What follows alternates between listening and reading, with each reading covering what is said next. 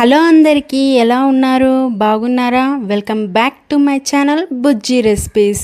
ఈరోజు ఒక మంచి రెసిపీతో మీ ముందుకు వచ్చానండి. చూస్తున్నారు కదా, ఎలాంటి పప్పులు నానబెట్టకుండా అప్పటికప్పుడు ఇన్స్టంట్గా చేసుకునే వడలండి. ఇది మనము లెఫ్ట్ ఓవర్ రైస్ని పారేయకుండా ఆ లెఫ్ట్ ఓవర్ రైస్తోనే ఈ వడల్ని నేను చేశాను.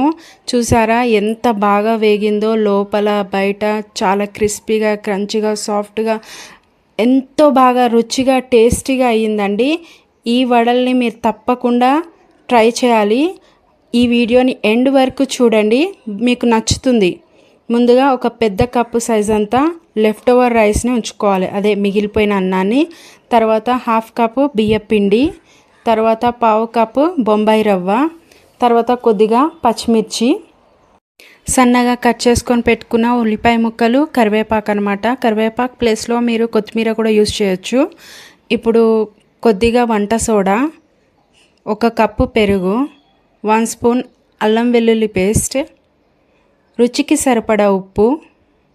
ఇప్పుడు లెఫ్ట్ ఓవర్ రైస్ని మనం మిక్సీ జార్లో తీసుకొని అందులో 1 కప్ పెరుగు వేసుకొని అవసరం పడితే కొద్దిగా వాటర్ పోసుకొని పేస్ట్లా గ్రైండ్ చేసుకొని పెట్టుకోవాలి.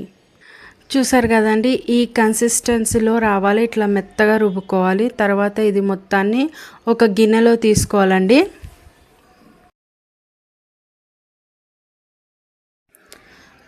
ఇప్పుడు ఇందులో బియ్యపిండి వేసుకోవాలి.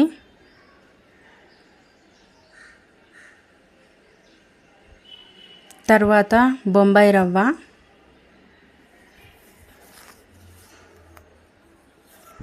తర్వాత ఉల్లిపాయలు, పచ్చిమిర్చి, కరివేపాకు అది మొత్తం వేసుకోవాలి.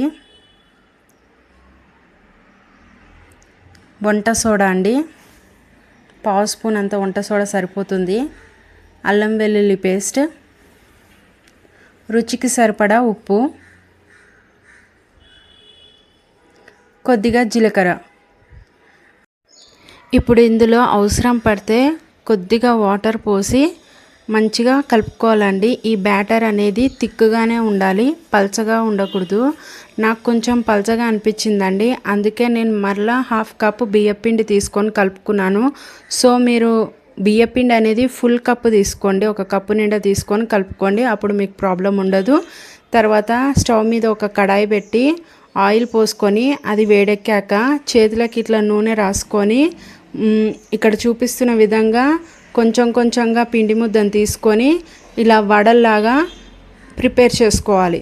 తర్వాత అది కుడి చేతిలో తీసుకొని ఒక్కొక్కటిగా అందులో ఆయిల్లో వేసుకొని మంటని మీడియం టు స్లిమ్లో పెట్టుకుంటూ వేయించుకోవాలి. హైలో పెట్టుకుంటే వడలు అనేటివి మాడిపోతాయండి, అందుకే మీడియం టు స్లిమ్లో పెట్టుకుంటూ వేయించుకోవాలి. మొత్తం అన్నీ ఇలా వేసుకొని మంచిగా మీడియం టు స్లిమ్లో పెట్టుకొని మంచిగా ఈ వడలు అనేటివి వేయించుకోవాలి. కలర్ కొద్దిగా మారుతుందండి, లైట్ గోల్డెన్ బ్రౌన్ కలర్ వచ్చేంత వరకు వేయించుకోవాలి. ఇక్కడ చూపిస్తున్న విధంగా ఇట్లా వేగాలన్నమాట. ఇవి ఇప్పుడు వేగిపోయాయండి. ఇవన్నీ తీసుకొని ప్లేట్లో వేసుకొని వేడివేడిగా సర్వ్ చేసుకోవడమే అండి. అంతే అండి, బయట క్రిస్పీగా, లోపల సాఫ్ట్గా, ఎంతో టేస్టీ అయిన లెఫ్ట్ ఓవర్ అన్నంతో చేసిన వడలు రెడీ అయిపోయాయండి. ఈసారి మిగిలిన అన్నాన్ని పారేయకుండా ఇలా మార్నింగ్ బ్రేక్ఫాస్ట్లోకి వడల్లా చేసి పెట్టారంటే మీరు టిఫిన్ చేసినట్లు ఉంటుంది, అలాగే అన్నాన్ని వేస్ట్ చేయకుండా ఉంటుంది. చాలా బాగుంటుంది, చాలా టేస్టీగా ఉంటాయండి. రెగ్యులర్గా చేసుకునే మినపప్పు వడల కంటే ఇవి ఇంకా బాగా టేస్టీగా ఉంటాయండి. మీకు ఈ వీడియో తప్పకుండా నచ్చుతుంది.